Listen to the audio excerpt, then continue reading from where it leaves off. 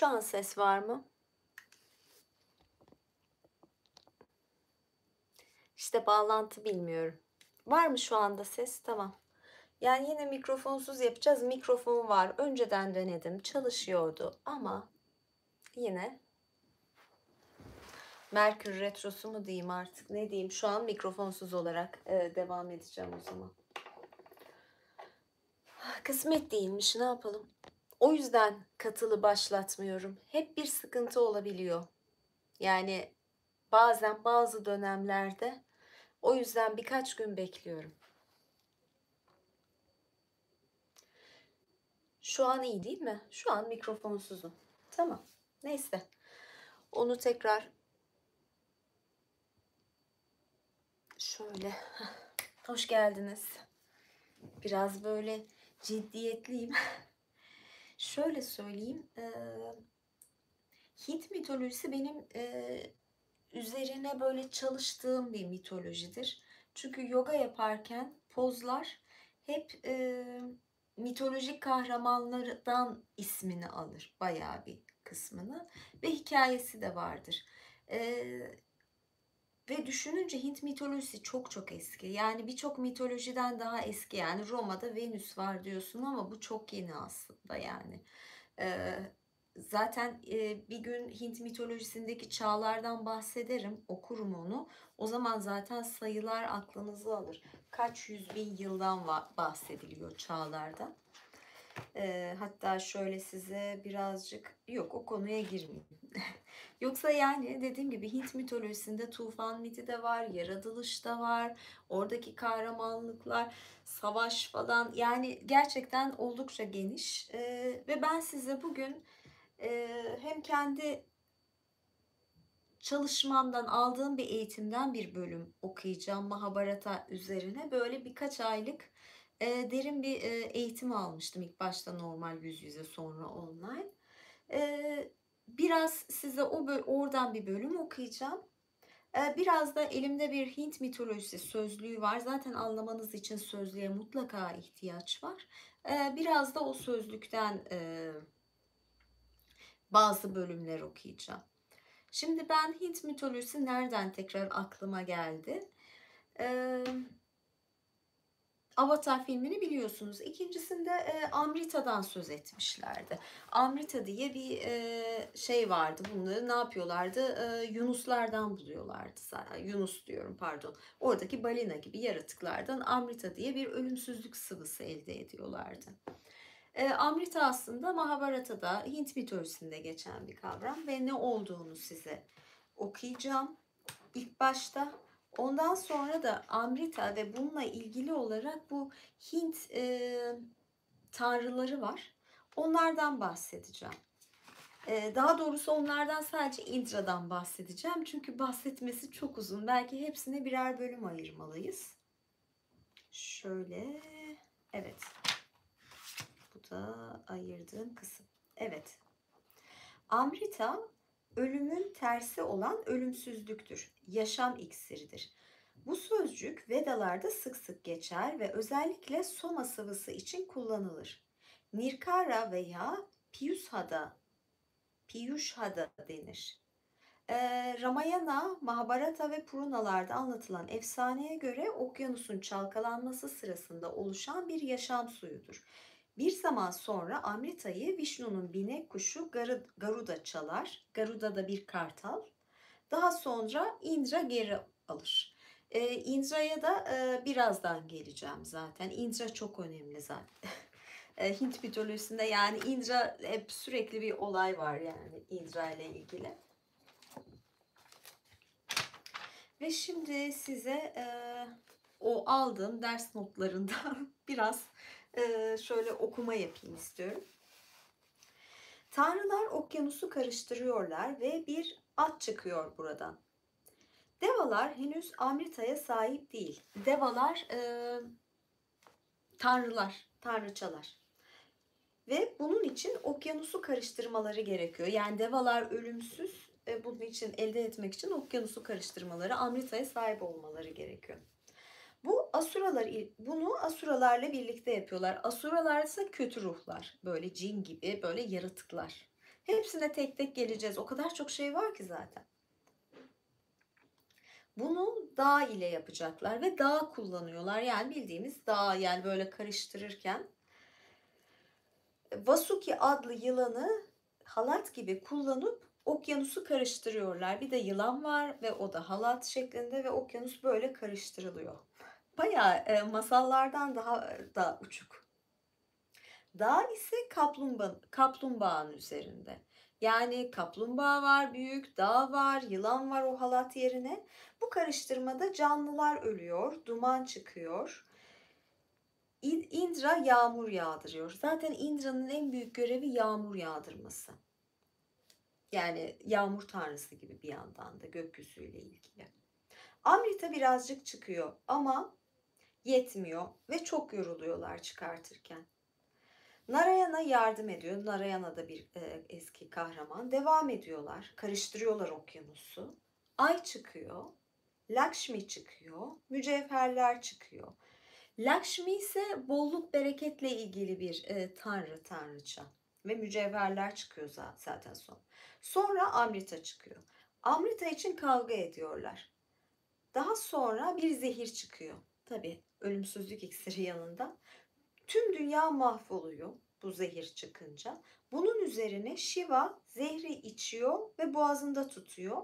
Bu yüzden de Shiva mavi boğazlı oluyor. Shiva'yı görürsünüz hep böyle dilini çıkarır falan, böyle masmavidir. Mavi olmasının sebebi bu zehiri yutması ve aslında o zehirle birlikte dünyayı kurtarması.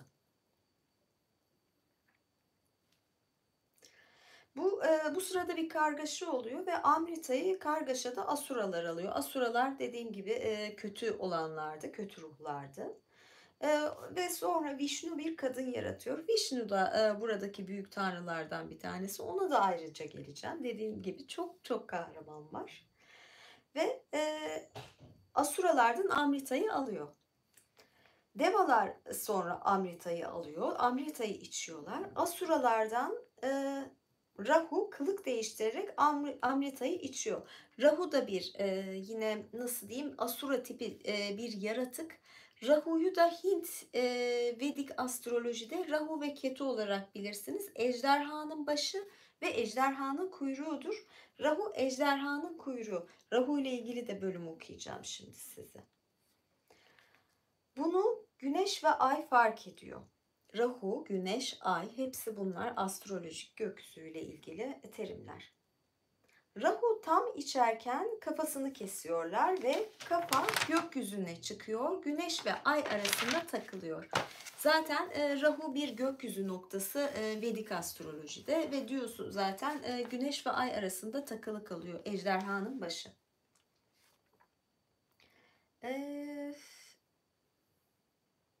Evet, şurada mesela başka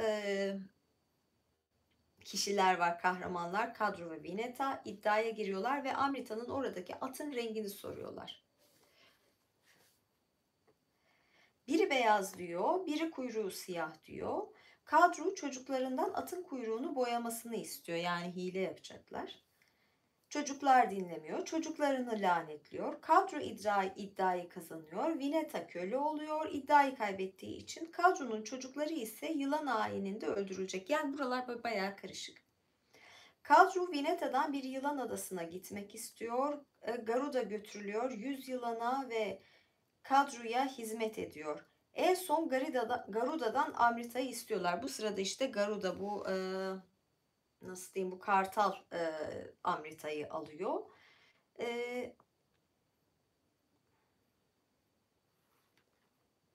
Burada da bir sürü olaylar var. Sonra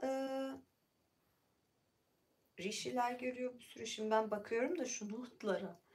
Ve aslında en sonra da Vishnu Garuda'dan bu Amrita'yı alıyor. Ben bu kısımlara girmeyeyim çünkü buralara baktım ki bayağı bir karışık. Amrita'yı almak için Garuda geliyor. Amrita'yı almak için Garuda geliyor ama Indra ve Garuda arkadaş olmak istiyor. Indra Garuda'nın sınırını merak ediyor. Garuda tek bir tüyüm dünyayı taşıyabilir diyor. Amrita'yı götürüyor ama Indra ile anlaşmış. Indra geri alacak. Garuda sert çimen ve çimenlere bırakıyor. Sonra Indra Amrita'yı geri alıyor. Ha şöyle bir şey. Indra ve Garuda anlaşıyorlar. Indra Garuda'dan, bu yılan Kartal'dan Amrita'yı geri alıyor. Ve geri bırakırken çimenlere bırakıyor. Ama çimenler çok sertleşiyor. Şimdi şuradaki şu hikaye çok ilginç, o yüzden burayı okudum. Ve yılanlar ölümsüz olabilmek için çimeni yalıyorlar. Ama çimenler çok sert, kılıç gibi keskin ve bu yüzden yılanlar çatal dilli oluyor. Önceden çatal dilli değillermiş. Ama yılan ve ölümsüzlük de birbiriyle ilişkilidir. Yani ben bu kısmı çok sevdiğim için evet burayı da okuyayım demiştim. Böyle bir şey, sonra yine karışık hikayeler var. Yani şu defter sırf böyle yazılarla dolu, Mahabharata ile ilgili. Önceden de meraklıydım. Şimdi size biraz Indra'dan bahsetmek istiyorum.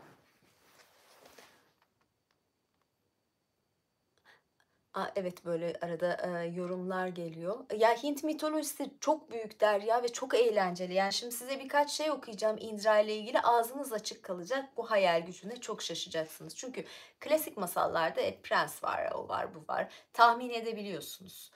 Yani işte kılık değiştirmeler falan. Ama bu gerçekten çok ilginç. Yani çok... Evet, Indra hava tanrılarından. Vedik toplumun ulusal tanrısıdır. Rig Veda ilahilerinin yaklaşık 1/4'ü ona sunulmuştur. Başka hiçbir tanrıya bu kadar ilahi sunulmamıştır. 1028 ilahiden oluşan Rig Veda'nın 250 ilahisi onun adınadır. Bundan başka bir de diğer tanrılarla birlikte anıldığı ilahiler vardır. Şimşekli, yağmurlu, fırtına tanrısıdır. Her zaman kuraklıkla ve karanlıkla mücadele eder. Onları yenerek yağmur yağdırır, suları coşturur, karanlığı def edip aydınlığı getirir. Bunun dışında yerli Hint toplulukları üzerinde egemenlik kuran Ari ulusun savaşçı tanrısıdır. Yaratıcı niteliği görülmez.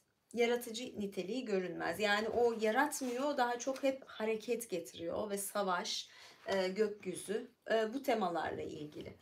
İskandinav mitolojisindeki Thor'a daha benziyor sanki. Ama yani bu çok daha eski bildiğim kadarıyla. Soma içkisi içtikten sonra çenesini ve sakalını sallar. Esmer tenli, saçları, sakalı koyu renklidir. Elinde yere doğru çarptığı şimşeği vakra vardır ve silahı sanatçı tanrı Tvaştri yapmıştır. Indra'nın bazı adları bu silahla ilgili olarak verilmiştir. Bu isimlere girmeyeceğim. Bazen ok ve yay kullanır, bazen de yanında bir kanca taşır. İki koyu renkli atın çektiği altından bir arabası vardır. Atları ve arabayı yapanlar ise göğün sanatçı tanrıları Ribhulardır. Indra başka hiçbir tanrının olmadığı kadar Soma içkisi tiryakisidir. Bu yüzden ona Somapa, Soma içen denir. O bu içkiyi daha çok savaşta güç kazanmak için içer. Virita'yı öldürmeden önce 3 göl dolusu Soma içmesi gerekir. Indra'nın babası Agni'ninki gibi Diyaus'tur. Agni ise ateş tanrısı. Ateşe Agni deniyor. Ancak başka yerlerden anlaşıldığı kadarıyla Tvaştiri de olabilir. Bu da başka biri. Çünkü babasının evinde annesi ona içmesi için soma verir. Indra somayı içtiği ev Tvaştiri'nin evidir. Hatta soma içeceğim diye babasını öldürüp annesini dul bıraktığı da söylenir. Bura ilginç diye okudum. Agni Indra'nın ikiz kardeşidir. Püsan da onun kardeşi olarak görünür. Karısı Indrani'dir. Indra'nın birlikte dolaştığı pek çok tanrı vardır. Marutlar onun baş yardımcılarıdır. Bu yüzden ona Marutvan, Marutlarla gezen denir. Agni onunla en çok beraber görünen tanrıdır. Indra bazen de Varuna, Vayu, Soma, Bispati, Püşan ve Vishnu ile birlikte görünür. Agni, Vayu, Surya üçlemesinde Indra sık sık Vayu'nun yerini alır. Agni ateş, Vayu hava, Surya ise güneş. Indra'nın boyutları oldukça geniştir. Onun büyüklüğüne ve gücüne ne insanlar ne de tanrılar erişebilir. Bu nedenle ona Şakra güçlü, Şaçivant güçlü, Şaçipati gücün efendisi gibi adlar verilir. Onun karakterlerini yansıtan en önemli mit Soma sarhoşluğuyla yanında marutlar olduğu halde kuraklığı simgeleyen kötü ruh Viritra'nın üzerine saldırmasıdır. Viritra genellikle bir yılan biçiminde düşünülür. Bu savaş patlak verdiğinde gök ve yer sallanır. Indra şimşeğini şaklatarak suları tutmakta ve Viritra'yı tutmakta olan Viritra'yı yok eder ve dağları delerek suları serbest bıraktırır. Bazı bilim adamlarına göre Viritra kuraklık değil, dağların arasında sıkışıp kalmış buzullardır. Güneş tanrı Indra buzulları eriterek akıtır.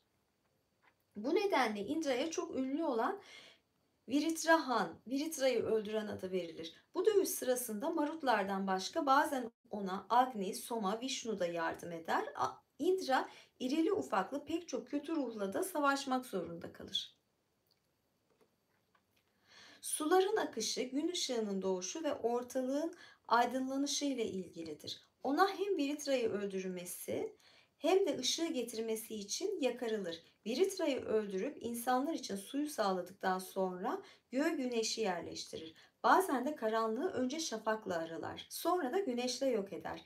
Indra yer ve gök üzerinde egemendir. Sallanan dağları ve ovaları sabitleştirir. Bir post gibi yeri ve göğü sarar. Onları birbirinden ayrı tutar. Var olmayanı bir anda var yapar. Şeytanlar ve kötü ruhlarla savaşması nedeniyle Indra daha çok savaşçılar tarafından yakarılan bir tanrı olmuştur. Savaşçı Ariler de kendi düşmanlarıyla olan savaşlarında diğer tanrılardan çok onu yanlarında hissetmek istemişlerdir. Indra beyaz Ari ırkını silahlardan korumuş, Dasyuları Arilerin egemenliği altına vermiş, Arilere toprak da sağlamıştır. Indra'ya tapanlar genellikle onu koruyucu, yardımcı ve dost olarak kabul ederler. Indra onlara zenginlik bahşeder, çok eli açık olduğu için ona cömert derler. Indra kadınların aklının az olduğunu söyler fakat evlenmemiş ve evde ana baba yanında kalmış genç kızların durumlarından haber olduğunu bildirme inceliği de gösterir. Indra adı Avesta kutsal metinlerinde bir şeytan adı olarak bulunur. Zafer tanrısını simgelemek için kullanılmıştır ama bu adın Indra ile herhangi bir bağı yoktur. Hint-İran devresi denen devrede Indra'ya benzer Viritra öldüren başka bir tanrı daha bulunuyor olsa gerektir. Daha sonraki mitolojide Indra daha alt sıralarda görünen bir tanrı haline getirilmiştir. Burada bir dönüşüm var. Bu mesela başka mitolojilerde de oluyor. Yani o döneme göre bir dönüşümler olabiliyor. Yani aslında o dönemin nasıl diyeyim, ne kıymetliyse o dönem, ne iktidarsa onun etkisi oluyor. Şimdi anlatayım. Bayağı bir yorum geldi. Bir bakayım.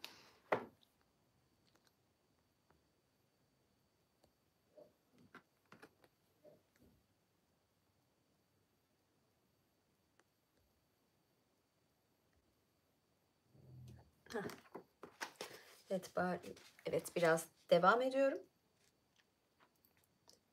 Çünkü toplum Brahman denen din adamlarının egemenliği altına girmiş ve onların tanrısı olan Brahma ile diğer iki tanrı Vishnu ve Shiva büyük önem kazanmıştır. Toplum savaşçı karakterini yitirerek dördü temel olmak üzere çeşitli sosyal sınıflara ayrılmıştır. Tanrıların kimi tümden unutulmuş, kiminin ise özellikleri değiştirilmiştir. İşte Indra da bunlardan biridir. Indra, Brahman azizlerin çıkarları uğruna kendilerini kıyasladıkları bir tanrısal güç haline dönüştürülmüştür. Örneğin Mahabharata destanının bir yerinde şöyle bir öykü anlatılır. Bir göl kenarında çile doldurarak sihirli güçler kazanmış olan Aziz Çivayana, Indra'nın çok sevdiği Soma içkisinden Ashvin çiftine sunmak ister. Ashvinler onu gençleştirdikleri ve sevdiği kızın kendisini beğenmesini sağladıkları için ona da onlara karşılık vermek istemiştir. diyor. Rig Veda'nın çeşitli yerlerinde de bundan söz edilir. Mahabharata'da ise olay farklılaştırılmıştır. Indra, Ashvinlerin soma içmeye hakları olmadığını söyler ve Aziz'e karşı gelir. Aziz de kararlıdır ve Ashvinlere soma sunmakta ısrar eder. Bunun üzerine Indra vakrasını, şimşeğini ona atmak için elini kaldırır. Aziz ona öyle bir sihir yapar ki koskoca Tanrı Indra'nın eli kaskatı kesilir. Ne zaman ki Indra Aziz'den af diler, o zaman sihir bozulur ve Indra kendini kurtarır. Ha, burası şu bakımdan ilginç geldi. Paganizm inançlarına baktığınız zaman pagan tanrılarına, yani bu böyle Vikinglerde falan da var. Yani onların da tanrısı işte Thor, Odin. Ve Hristiyanlık geliyor. Hristiyanlık gelince en kutsal olan İsa. Ve arada bir çatışma oluyor. Yani aslında Hristiyanlık için o tanrıların bir kıymeti yok. Hindistan'da da sanki böyle bir şey olmuş o tanrılarda. Yani Indra bir hava tanrısı, farklı tanrı. Ama Brahmanlar ise böyle aziz insan ama kendilerini çok geliştirmişler. Ve bir yerden sonra o insanlar o tanrıları yeniyor gibi bir durum var. Yani böyle bir benzerlik. Yani eş zamanlılık da diyebilirim ama tabii ki zamanlarına bakmam lazım. Aynı dönemde mi oldu bu olaylarda? Şu hikayeye geçeceğim. Bir tane çok ilginç olan vardı. Heh. Evet, şunu da okuyayım. Bu çok ilginç. Yani böyle bir yaratıcılık gerçekten. Brahman egemenliğinde görüldüğü bir başka öyküde Ramayana'da Indra'nın Aziz Gautama'nın karısı Ahalya'yı baştan çıkarmaya çalışırken gösterildiği bir öykü var. Indra'ya çok kızan Aziz öyle bir beddua eder ki koskoca Tanrı Indra karısı Saçı ile birlikte ömür boyu kısır kalmaya mahkum olur. Mahabharata'da aynı öykü anlatılır ve burada Aziz Gautama'nın ilenmesi sonucu, kızması sonucu Indra'nın vücudunun her yerinde 1000 adet yoni, yani kadın cinsel organı oluşur. Bu yüzden ona sayoni, yonili denir. Sonra bu yoniler, yani cinsel organlar, kadın cinsel organları göz biçimini almaya başlar ve ona önce netra yoni, yoni gözlü denir. Daha sonra da bin gözlü anlamında sahas raksha adı verilir. Bin gözlü bir dizi vardı. Marco Polo. Orada da kör bir adam vardı. Kör bir Tao ustası. Onun adı da Bin Gözlü'ydü. Böyle bir ilginç durum. Indra da savaşçıdır. Bin gözlülük aslında güzel bir yani bir övgü cümlesi aslında. Indra Mahabharata'da kahraman Pandava kardeşlerden Arjuna'nın mitolojik babasıdır. Arabacısının adı Matali'dir. Ramayana'da Rama'nın Ravana ile olan savaşında Matali'yi arabasını Rama'nın emrine verir. Aynı Matali Arjuna'yı Mahabharata'da Indra'nın Göksel kentine götürür. Orada ona Indra'nın emriyle bir Gandharva dans etmeyi ve şarkı söylemeyi öğretir. Ayrıca göksel silahlar verir. Evet, bu kısmı detaylı hatırlıyorum. Arjuna Indra'nın sarayına gidiyor. Orada danslar, silahlar, çok böyle öyle silahlar tarif ediliyor ki atom bombasını falan tarif ediyorlar. Böyle roketler falan böyle uçuk Mahabharata. Indra üzerine çeşitli efsaneler anlatılır. Eski çağlarda bütün dağların kanatları vardır ve bu kanatları süratli bir biçimde uçan dağlar, tanrılar ve tanrılar ve azizleri korkutmuşlardır. Buna öfkelenen Indra hepsinin kanatlarını keser ve onları sabitleştirir. Hatırlarsanız yine Avatar'da da o orman kentte uçan dağlar, taşlar vardı. Alın, yine bu da Mahabharata'dan alınmış. Ama Indra bunları sabitleştirip bildiğimiz dağ haline getiriyor. Mainaka bu kıyımdan kurtulmuş tek dağdır ve okyanusta saklanmaktadır. Böyle bir dağ var, uçan bir dağ ve de bu okyanusta saklanıyor diyorlar. Acaba nasıl? Bir de kıtalardan bahsederler ya, kayıp kıta Mu Atlantis. Puranalarda hep Krishna ile çekişme halindedir. Krishna da böyle önemli bir karakter. Onunla ilgili de çok öykü var. Anlatırım özellikle Mahabharata'da. Sonbaharda çobanlar ve Vraka halkı gelenekleri gereği yağmur tanrısı Indra'nın onuruna şölen düzenlemek için tapınmak isterler. Krishna bunun boş olduğunu söyleyerek onları caydırır. Buna kızan Indra gökten müthiş bir fırtına gönderir. Fakat Krishna Govardhana dağını parmağıyla havaya kaldırarak onu çobanların ve sürülerin üstüne 7 gün bir şemsiye gibi tutar. Onları fırtınadan korur. Indra da bu işleri yapanın Tanrı Vishnu olduğunu anlar. Yani Vishnu yardım ediyor Krishna'ya. Yani böyle dağlar şemsiye gibi falan. Bir başka yerde Krishna cennetteki parikata ağacını kökünden söküp karısına getirmeye çalışırken Indra ona engel olur. Indra ile Krishna arasında şiddetli ve uzun bir dövüş olur. Onları tanrıların anası Aditi yatıştırır. Indra'nın oğlunun adı Kayanta'dır. Binek hayvanı beyaz bir at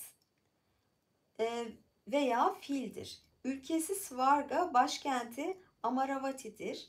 Sarayının adı Vaikanta, bahçesinin adı Nandana'dır.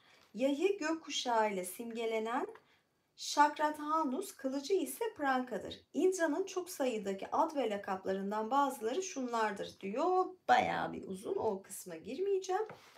Yer ve gök bile onun önünde eğilir. Onun hiddetinden dağlar bile korkar. Elinde şimşeği olan bir soma içicisidir.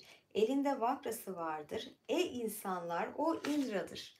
Ey Indra, ey Virisra'yı öldüren, güçlü yardımlarınla bize yaklaş, bize gel. Sen hızlı ve şiddetli hareket edensin. Sen giyimli halkın içinde hayret vericisin. Sen ki bizim için mucizeler yaratırsın. Viritra'nın korkusuyla kaçışan tanrılar senin dostun olarak seni yalnız bıraktılar. Öyleyse ey Indra, Marutlarla dost ol. Bütün savaşlarından zaferle çıkacaksın. Indra ve Agni'ye tatlı sözler söylerim. İlahilerle sudaki botu hız verir gibi ilahilerle sudaki bota hız verir gibi hız veririm. Böyle olunca tanrılar çevremde dolaşır gibi olurlar. Onlar zenginliklerimizin vericisi kaynağıdırlar. Bunun ne olduğunu bölümü şimdi bilmeyeceğim. Böyle bir bölüm vardı Indra ile ilgili. Evet, nasıl buldunuz? İlginç değil mi? Donma mı vardı? Evet. Şöyle bir yorumlara ve sorulara bakacağım, sonra da kapatacağım. Ya ben çok seviyorum Hint mitolojisini. Mitolojiyi çok seviyorum. Ses net değil miydi yoksa? Yani mikrofon var diye hazırladım. Diğer mikrofonu takmamıştım. Neyse. Bugün de biraz bu teknik sorunlar Merkür Retro'dan da ilgili olabilir. Çünkü illaki oluyor. Şimdilik kaçıyorum. Herkese iyi akşamlar diyorum. Kanalıma abone olmayı, videolara yorum yapmayı, beğenmeyi unutmayın. Tekrar görüşmek üzere. Hoşça kalın. Görüşürüz.